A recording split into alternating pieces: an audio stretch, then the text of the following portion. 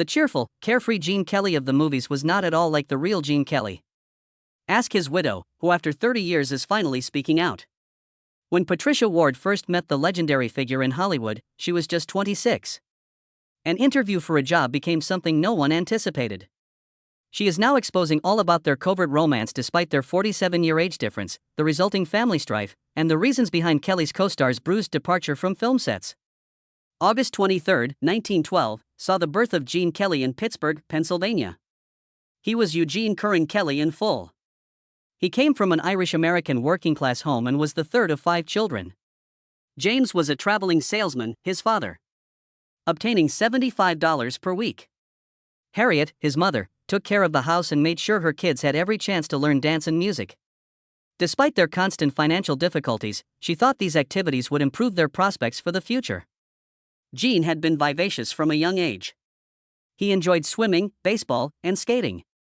His top priority was to play shortstop with the Pittsburgh Pirates. He had no intention of dancing. He detested the dance classes his mother had enrolled him in when he was 8 years old. Boys didn't dance in those days. Following a few lessons, he gave up out of embarrassment, but Harriet persisted. She was the dancing school's receptionist and never stopped pushing Gene to give it another go. Finally, at the age of 14, he gave in. This time, something clicked. He began to see the strength and athleticism of dance rather than viewing it as something distinct from athletics. Dancing required the same level of strength and accuracy to baseball. He never turned back once he saw that. All that changed in 1929. When the Great Depression struck, Gene's family found it difficult to make ends meet. His finances were too tight, but he had recently enrolled at Pennsylvania State University to study economics. After dropping out, he went back to Pittsburgh. Working any job he could to support his family, he served sodas at a small shop, built bricks, and pumped gas. However, despite working long hours, he continued to dance. At night, he and his brother Fred entertained at nightclubs and talent events throughout Pennsylvania. He earned more money and gained stage experience from these performances. Gene wasn't merely performing by 1932. He co-founded the Gene Kelly Studio of Dance in Pittsburgh when he was 20 years old. His enthusiasm and distinct teaching approach quickly made the workshop a success. Gene concentrated on making dance fun for males, in contrast to other dance instructors. He made a sports analogy, demonstrating that strength, agility, and balance were just as crucial in dancing as they were in baseball or boxing. He was successful. Every year, the studio drew more than 150 pupils. In Johnstown, Pennsylvania, his family established a second location in 1933. Gene choreographed, performed, and taught in Pittsburgh for 6 years. He was starting to gain recognition in the local theater community, but he desired more. By 1938, he made the decision to take a more significant chance. He moved to New York City after packing his things. He initially choreographed modest performances while working behind the scenes. His talent, however, was quickly recognized by others. His dancing style was unlike anything Broadway has ever seen. His tremendous athletic motions were combined with traditional technique. In addition to dancing, he moved with the grace of a performance and the vigor of a sportsman. Gene Kelly made his Broadway debut in November 1938 with Leave It to Me. As the American Ambassador Secretary, he was given a minor but significant role by this Cole Porter musical. The two of them joined the stage as Mary Martin sang the legendary song, My Heart Belongs to Daddy. Despite the lack of glitz, the part was sufficient to draw attention to him. Alton Robert, a well-known choreographer who had previously collaborated with Kelly at the Pittsburgh Playhouse. He now recognized something unique in him. In addition to Kelly's dancing skills, Alton was impressed by his teaching abilities. That talent will eventually lead to other opportunities. For one for the money, Alton hired Kelly, who showcased his acting, singing, and dancing abilities in 8 distinct performances. This was a huge advancement. Kelly had been having trouble securing a job in New York just a year before. He even made a comeback to Pittsburgh in 1938 to choreograph Charles Gaynor's review of Hold Your Hats. That encounter influenced his approach to dancing. He was considering more than just stares. He was considering how Leave It to Me might use movement to convey a narrative. It was beginning to take shape. Working with Mary Martin also taught him how to help a celebrity without having them fade into the background. He would go on to make that one of his strongest traits. Pal Joey, which debuted on December 25, 1940, at the Ethel Barrymore Theatre, was Kelly's big break. His first leading part was as Joey Evans, a charming but morally dubious nightclub artist in this Rodgers and Hart musical. The part was intended for a dancer, not a vocalist. Kelly is a fantastic fit. Gave the character vitality and individuality, which made him both fascinating and surprising. Rehearsals revealed Kelly's obsession with perfection. He performed with Van Johnson, who remembered that after a long day of practice, Kelly was still practicing late at night. Standing beneath a solitary lantern, he would repeatedly practice his maneuvers. The effort paid off. The third longest running Rodgers and Hart musical at the time was Pal Joey, which played for 374 performances. Although opinions on the show's darker undertones were divided, Kelly's performance was indisputable. He had shown that he was capable of carrying a show. Although Kelly was not yet prepared to leave Broadway, Hollywood took note. Best Foot Forward was choreographed by him in 1941 before he left for Hollywood. The fast-paced, high-energy musical was made more vivid by Kelly's choreography. He had a talent for effortlessly fusing narration with dance, making intricate routines seem casual. His performance on the play further cemented his standing as one of Broadway's most avant-garde choreographers. It wasn't an easy road for Gene Kelly to get into Hollywood. Although he was talented, it wasn't always enough. He was stuck in Los Angeles when he initially got there. David O. Selznick had signed a contract with him, but nothing was coming of it. Kelly waited because Selznick didn't have all the perfect projects for him. Weeks became months. Then a pivotal moment occurred. In 1942, Selznick chose to lend him to MGM for a movie titled For Me and My Gal. Everything changed after that choice. Kelly and Judy Garland were paired in the movie to tell the tale of two vaudeville performers during World War I. The casting of a rookie was uncertain at MGM, but Garland recognized something in Kelly that others did not. She urged him to get the part. Kelly never forgot that type of support, which wasn't common.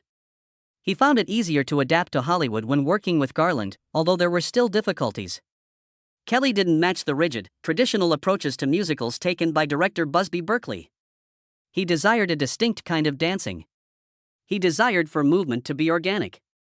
Berkeley demanded choreography that was tight, precise, and had clean lines. On set, tensions were high, but Kelly's vivacity and charisma were noticeable. In him, audiences noticed something new. For Me and My Gal turned into one of his most unforgettable songs. His star power was established by that first movie, but his vision was demonstrated by CoverGirl in 1944. He starred with Rita Hayworth in a movie about love, ambition, and Broadway ambitions this time. The alter ego scene, however, was where the true magic took place.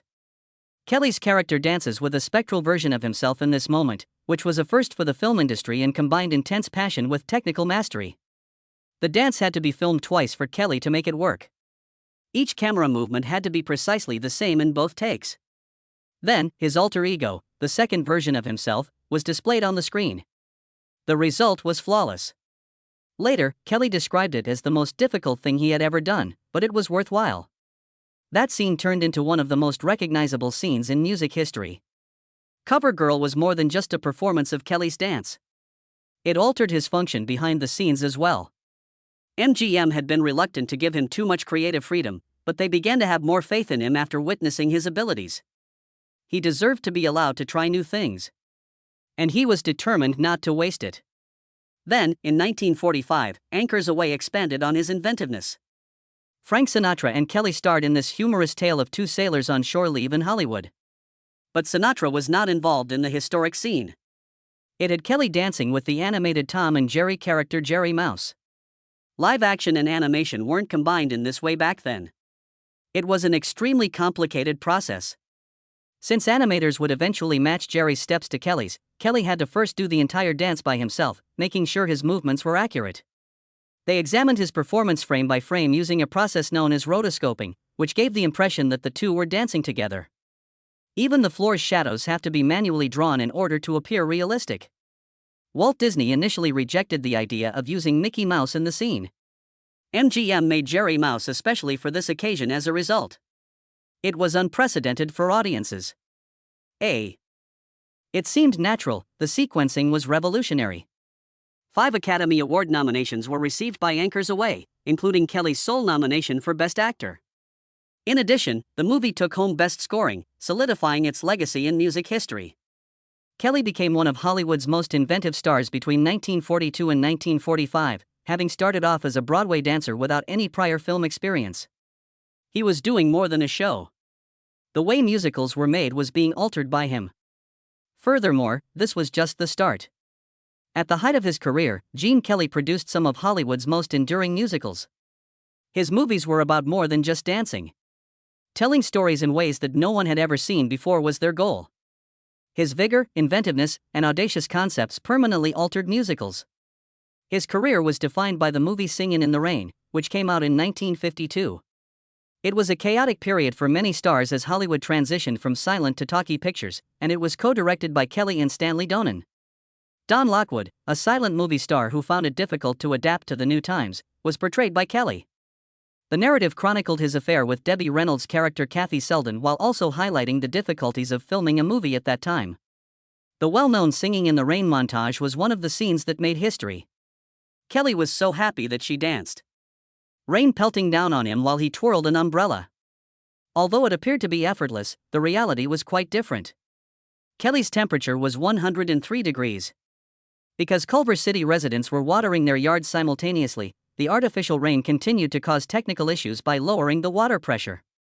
The finished product became one of the most memorable moments in cinema, despite the scene taking a day and a half to film. Additionally, Kelly altered the filming of musicals. He and Donen shot with dynamic viewpoints and genuine locales, giving the dance numbers a more lively vibe than they would have with static cameras and stage-like sets. The premiere of Singing in the Rain took place on April 11, 1952. Despite never taking home an Academy Award, it went on to become one of the most acclaimed movies ever produced. It continues to be regarded as the best musical ever by both critics and fans. Kelly had already produced An American in Paris, another masterwork, in 1951, just a year before. Jerry Mulligan was the subject of the Vincente Minnelli-directed movie. A painter from America who lived in Paris after the war. Leslie Caron's character Lisa Bouvier, who is engaged to another man, captures his heart. The soundtrack, which was based on an orchestral work by George Gershwin from 1928, gave the film a distinctive beat that was influenced by jazz. The final ballet sequence was the high point. It was fully choreographed by Kelly and lasted around 17 minutes. By fusing modern dance with classical ballet, he created one of the most ambitious performances ever captured on film. 6 Academy Awards were won by An American in Paris, including Best Picture, which was unusual for a musical at the time. For his innovative choreography, Kelly was given an honorary Academy Award. Kelly wants musicals to be viewed as significant art rather than just light entertainment in Hollywood. During Oscars season, he vigorously pushed An American in Paris, ensuring that the film's artistic merit was acknowledged by the public. When the movie won, his hard work paid off, demonstrating that musicals have the same potential for impact as dramas. Kelly's inventiveness continued after that. Co-directed with Donen, his 1949 picture On the Town was among the first musicals to be shot on location rather than in a studio. It followed 3 seamen, who were portrayed by Jules Munchen, Frank Sinatra, and Kelly, whilst on a 24-hour vacation in New York City. The song New York, New York became a classic, and the movie had a new, lively vibe because it was filmed on actual city streets. He played the lead in Brigadoon in 1954. Only once every 100 years does this romantic fairy tale set in a secluded Scottish village come to life. Kelly portrayed a lost wanderer who discovers it and develops feelings for it. Despite not being as successful as his other movies, it was notable for its emotional depth and surreal atmosphere. Kelly began trying out new methods by 1955. Together with Donen, he co-directed the film It's Always Fair Weather. Used split-screen choreography, which is practically unheard of in musicals. The movie featured the reunion of 3 soldiers who had grown estranged during World War II. In contrast to conventional musicals, it had a more somber, even cynical tone. Even though it wasn't as profitable, it demonstrated Kelly's unwavering commitment to creativity. Gene Kelly was meticulous. The process of creating his films was anything but simple, despite its precision and energy. There was a cost to excellence for those who collaborated with him. One of the all-time favorite musicals was Singin' in the Rain in 1952. However, for Debbie Reynolds, it was also the most taxing event of her professional life. She had no professional dance experience and was only 19 when she was cast as Kathy Selden. Kelly was not impressed. He was always criticizing her and was seldom encouraging. One of the most challenging sequences to film was the Good Morning dance. Reynolds was forced to endure 15 hours of rehearsal by Kelly. Her feet were gushing blood by the end. She cried as she sank beneath a piano, exhausted. There, one of Hollywood's best dancers, Fred Astaire, discovered her and helped. But Kelly persisted in her efforts. Even after countless rehearsals, he decided to use the original take for the final cut. Reynolds' health was negatively impacted by the stress. Her heart had slowed dangerously due to weariness, a specialist discovered. To keep her going, MGM proposed giving her injections of methamphetamine, which they had done to Judy Garland. Reynolds didn't agree. She kept filming but found it difficult to deal with Kelly's demanding personality. Their relationship was just as bad off-screen. He kissed her violently during a passionate session, to the point where she called it an assault. She didn't collaborate with him ever again. Esther Williams co-starred with Kelly in Take Me Out to the Ballgame 4 years prior, in 1948. She was an established MGM star, not so much for her dancing as for her swimming prowess, unlike Reynolds. She was disliked from the start by both Kelly and Stanley Donen, his colleague. They didn't conceal their feelings and thought she was miscast. Later, Williams referred to the event as pure misery. Her height particularly irritated Kelly. Despite the fact that she lacked professional dancing training, he wanted every single one of her motions to fit his choreography. During the production, he and Donen made disparaging remarks about her, but Williams resisted the pressure. Her powerful performance demonstrated that she was a good fit for the movie. Kelly was starting to take on the role of director during production. The majority of the film was directed by Busby Berkeley, while he and Donen shared responsibility for the musical portions. His vaudeville-style acts with Frank Sinatra were a strong example of his impact. However, Kelly and Williams' tension remained constant off-camera. For Sid Charisse, it was different. It hurt to dance with Kelly, but she appreciated his power and inventiveness. Working with him on An American in Paris and Singing in the Rain, she soon saw how demanding he could be. Her husband was always able to figure out who she was dancing with. If she was bruised when she got home, it was Kelly. Power and accuracy were essential to his dancing technique. He demanded that his partners has extensive training in ballet.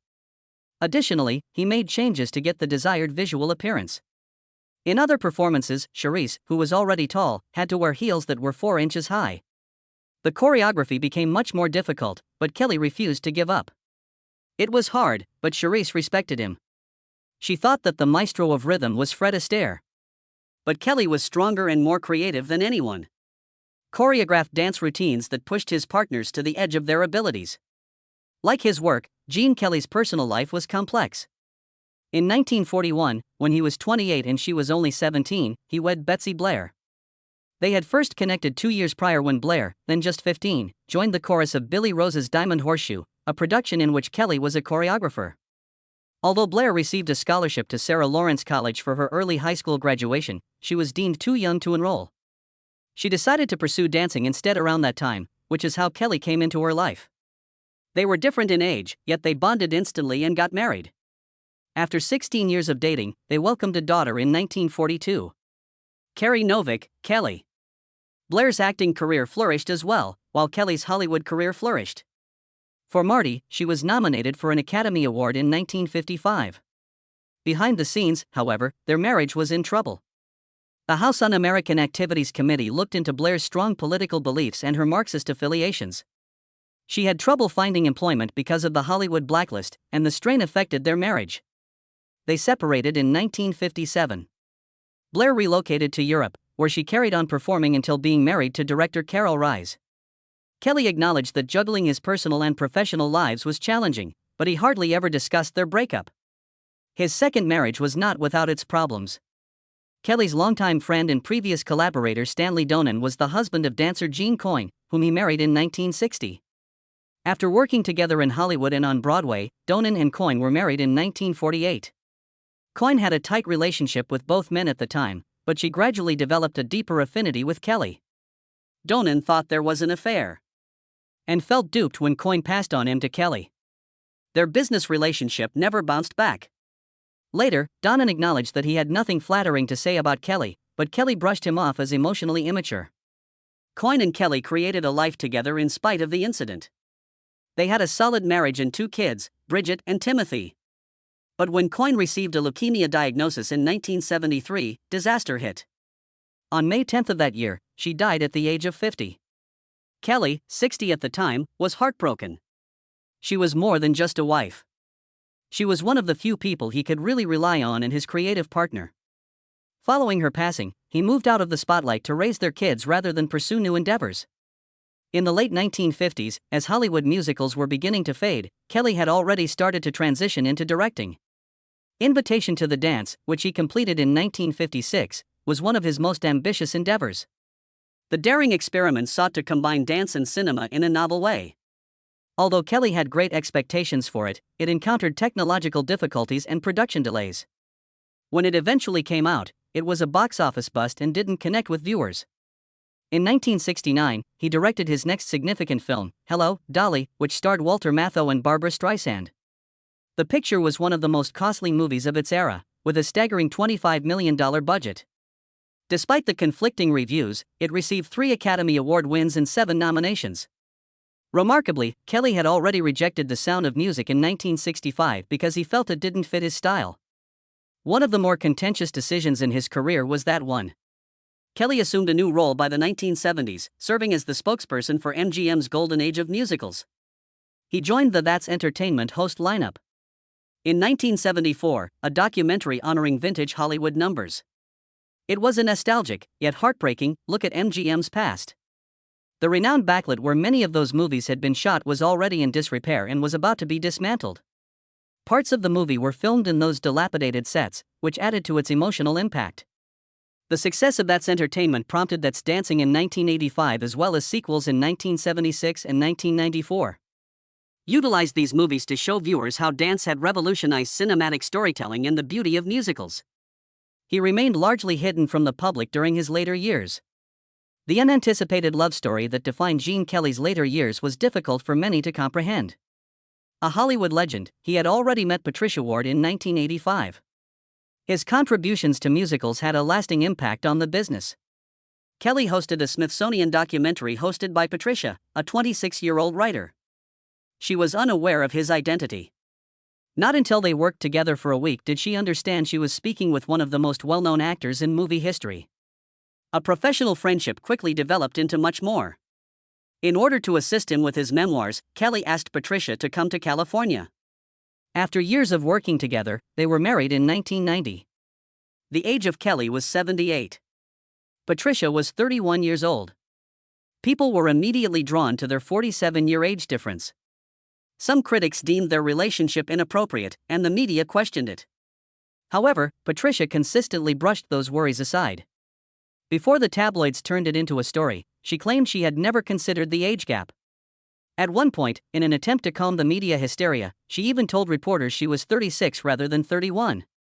They had a genuine bond despite all the outside commotion. Afterwards, Patricia claimed that Kelly's vitality and quick wit rendered age unimportant. Until his death in 1996 at the age of 83, they remained together. She dedicated her life to safeguarding his legacy after his death. Speaking out against unapproved biopics and projects that she felt inaccurately depicted his life, she frequently did so. She was adamantly against a planned movie about him in 2022, claiming that Kelly himself had opposed these depictions. Even though it didn't make sense to everyone, their relationship persisted till the very end. Kelly's reputation was controversial even before he married Patricia. There were rumors about his actions on set for decades, particularly when Singin' in the Rain was being filmed in 1952. Debbie Reynolds, who was only 19 at the time, was allegedly treated harshly by him. In the most extreme version of the story, physicians had to be summoned because Kelly made her practice until her feet bled. Patricia Ward Kelly has been trying to refute these claims for years. She said there was no record of Reynolds requiring medical care and cited production notes that detailed every aspect of the shoot. Patricia said Kelly was a perfectionist but never nasty. She went so far as to say that he helped make Reynolds a real Hollywood star. Kelly allegedly had a strained relationship with his Singin' in the Rain co-star Donald O'Connor, according to another report. This has always been refuted by Patricia, who claims that Kelly appreciated O'Connor's talent and believed he was never given the credit he deserved. She even highlighted specific situations in the movie where O'Connor's nuanced facial expressions gave their sequences together more depth and hilarity. However, not everyone had the same opinion of Kelly. At one point, Singin' in the Rain co-director Stanley Donen said he was hard to deal with. Debbie Reynolds also talked about how awkward it was to kiss him for the first time on screen, describing it as more forceful than she had anticipated. The legacy of Kelly is further muddled by these divergent viewpoints. He was viewed as a kind mentor by some, but others recalled tense times. Nobody can dispute that Kelly permanently altered Hollywood. Some of the greatest accolades in the business were bestowed upon him for his services to dance and cinema. He was recognized for his lifelong achievements to the performing arts with a Kennedy Center Award in 1982. The American Film Institute presented him with a Lifetime Achievement Award 3 years later, when he was 72. The Screen Actors Guild acknowledged his influence on entertainment in 1989 as well. Kelly had previously won an Academy Award honorable in 1952. He received accolades from the Academy for his versatility as a dancer, director, singer, and actor. Such appreciation for a musical performer was uncommon at the time. In 1994, decades later, he received the National Medal of Arts from President Bill Clinton. By then, it was impossible to deny Kelly's impact on dance and cinema.